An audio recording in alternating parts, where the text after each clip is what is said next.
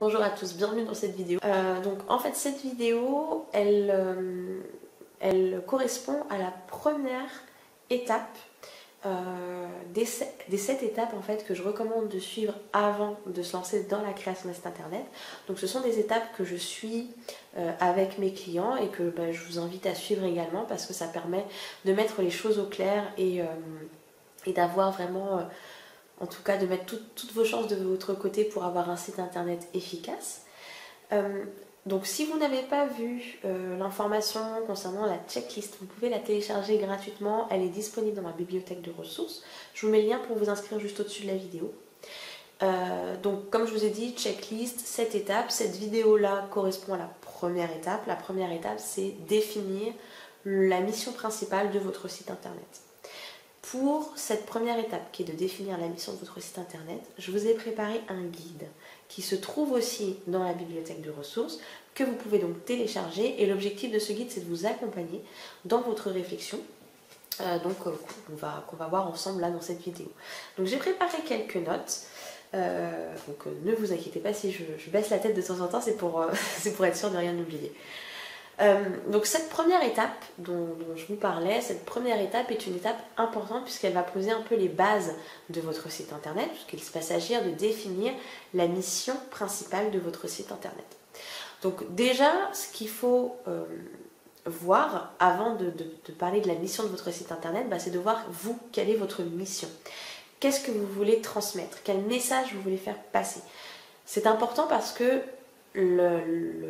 l'un des buts principaux de tous les sites internet, c'est vraiment de transmettre le plus fidèlement possible à vos futurs interlocuteurs, à vos futurs prospects, aux internautes, ce que vous faites, qui vous êtes, ce qui compte pour vous, les valeurs qui sont vraiment essentielles pour vous. Donc tout ça, il faut que ce soit bien clair, quel est le message que vous voulez faire passer et quelle est la mission principale de votre entreprise. Pourquoi est-ce que vous faites ce que vous faites? Une fois que ce message est bien clair, il va falloir aussi vous intéresser à votre client idéal, votre cible, avec qu'est-ce que vous voulez travailler. Donc après, il y a différentes méthodes pour définir et travailler sur le portrait robot de votre client idéal. Je ne vais pas pouvoir rentrer dans le détail dans cette vidéo, mais en tout cas, c'est quelque chose sur lequel je vous invite à travailler fortement. Donc d'une part, votre personnalité, votre message, et d'autre part, à qui est-ce que vous voulez faire passer ce message en fait.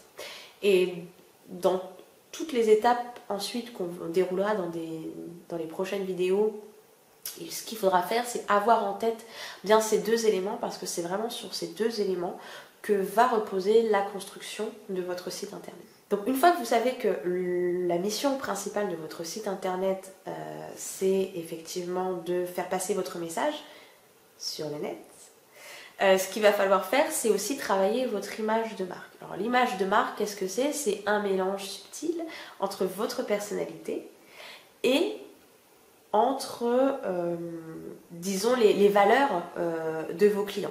En général, c'est très proche. Vos valeurs et celles de vos clients, si tout se passe bien, elles sont assez proches. Mais voilà, c'est ça l'image de marque, l'identité de votre entreprise. C'est vous et c'est aussi... tout ce qui anime la communauté que vous voulez créer, que vous voulez bâtir autour de votre entreprise. Et cette identité-là, vous aurez deux façons en fait de le transmettre grâce à votre site internet. Ça va être grâce au texte, vous allez utiliser des mots qui vous sont propres, un phrasé, même si ce sera écrit, mais voilà, il y aura votre patte, parfois même des tics de langage, enfin voilà, ce seront vos mots qu'il faudra utiliser sur votre site internet. Et puis évidemment tout ce qui est visuel, donc vos photos. Donc ça peut être des photos de vous, mais aussi des photos peut-être de paysages, ou en tout cas qui permettent de créer vraiment une atmosphère au niveau de votre site internet, et une atmosphère qui puisse comme ça rappeler vos valeurs et votre positionnement. Donc une fois que vous avez travaillé là-dessus, que vous avez votre message, que vous avez votre identité, et que vous savez à qui vous voulez vous adresser, il va falloir effectivement commencer à définir l'objectif de votre site internet. Donc il y a la mission de tous les sites internet qui est de transmettre un message. Et puis ensuite il y a ces objectifs, on va dire secondaires, que vous allez déterminer en fonction de vos objectifs d'affaires, de vos objectifs d'entreprise. Donc par exemple, à quoi est-ce que vous voulez que vous serve votre site internet? Est-ce que ça va être un outil pour vendre? Est-ce que la mission principale de votre site internet, ça va être de vous aider à développer votre mailing list? Est-ce que ça va être un moyen pour vous d'asseoir votre notoriété pour pouvoir obtenir, je ne sais pas moi, des interviews dans des sites ou des magazines de référence, ou pour faire des conférences Voilà, réfléchissez là-dessus, choisissez vraiment la mission, l'objectif numéro 1 de votre site internet. Pourquoi est-ce que c'est important de travailler vraiment là-dessus, sur cet objectif principal, avant de vous lancer dans la création du site? Tout simplement parce que vous allez devoir bâtir votre site, le moduler, travailler la mise en page en fonction de cet objectif-là. Vous allez devoir penser au parcours client en fonction de cet objectif-là. C'est pour ça que c'est vraiment important, parce que un site internet dont l'objectif est de développer, d'avoir beaucoup d'abonnés à sa mailing list, le parcours client ne sera pas le même que si votre objectif, ça va être d'avoir des contacts pour développer votre présence dans les médias traditionnels par exemple. Ce ne sera pas la même chose. Donc c'est vraiment important de réfléchir à ça.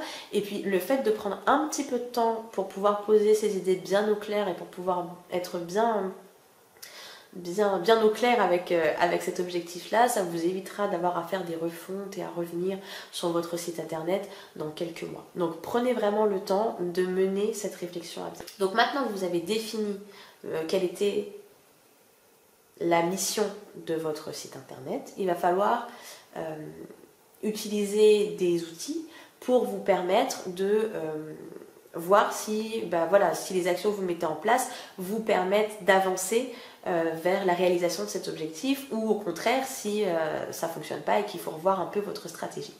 Donc la méthode la plus souvent utilisée, c'est la méthode SMART. Donc la méthode SMART, ça vous permet d'avoir un objectif qui est spécifique, mesurable, atteignable, pertinent, avec une limite dans le temps. La différence entre un objectif classique et un objectif SMART, c'est par exemple, moi mon objectif c'est d'avoir beaucoup de trafic vers mon site internet. Ça c'est un objectif lambda. Un objectif SMART, ce sera par exemple, j'aimerais avoir une augmentation de 200% de mon trafic vers mon site web provenant de Facebook dans les 30 prochains jours. Ça, c'est un objectif SMART. Pour votre site internet, un objectif SMART, c'est pas suffisant. Il faut qu'on aille un peu plus loin. Donc, il y a des éléments qui vont rester. Par exemple, le fait d'avoir la possibilité de mesurer cet objectif. Par exemple, dans l'exemple que je vous ai donné là par rapport à l'augmentation de trafic, le fait d'avoir mes 200%, d'avoir une métrique qui permet d'avoir vraiment d'avoir une donnée mesurable comme ça, c'est important. Donc, la donnée des 200%, on la garde. Ensuite, il faut avoir un but. C'est pas juste je veux du trafic pour avoir du trafic, mais qu'est-ce que je veux faire de ce trafic? Pourquoi est-ce que je veux du trafic? Je veux du trafic parce que j'aimerais vendre plus grâce à mon site internet. Je veux du trafic parce qu'il me faut plus d'abonnés à ma newsletter. Je veux du trafic parce que si j'ai beaucoup de visiteurs sur mon site, je gagne en crédibilité. Voilà, définissez qu'est-ce qui se cache derrière le je veux ceci ou cela. On garde la date limite, vous vous donnez combien de temps pour atteindre votre objectif, ça il n'y a pas de souci. Ensuite par contre on va rajouter la stratégie. Qu'est-ce que vous allez faire pour atteindre votre objectif? Par exemple, si je garde l'exemple du trafic provenant de Facebook, ça va être j'aimerais que des gens de Facebook viennent sur mon site internet. Donc qu'est-ce que je fais? Je vais partager beaucoup plus régulièrement, peut-être 2 à 3 fois par jour, des posts qui contiennent des liens vers mon site internet. Donc quelles actions je vais mettre en place, comment est-ce que je vais m'organiser, quels outils je vais utiliser. Et puis enfin, ce qu'il faudra rajouter, c'est l'action. L'action, alors pas votre action à vous, mais l'action des internautes. Une fois que les internautes sont sur votre site internet, qu'est-ce que vous voulez qu'ils fassent? Quel chemin vous voulez qu'ils suivent? À quel endroit vous voulez qu'ils cliquent? Donc ça, c'est tous les appels à l'action et ça, c'est tout le travail de parcours client dont je vous ai parlé un petit peu au début de la vidéo et qui vont faire en sorte que vous allez amener votre visiteur d'un point A à un point B en passant par les étapes intermédiaires que vous aurez définies.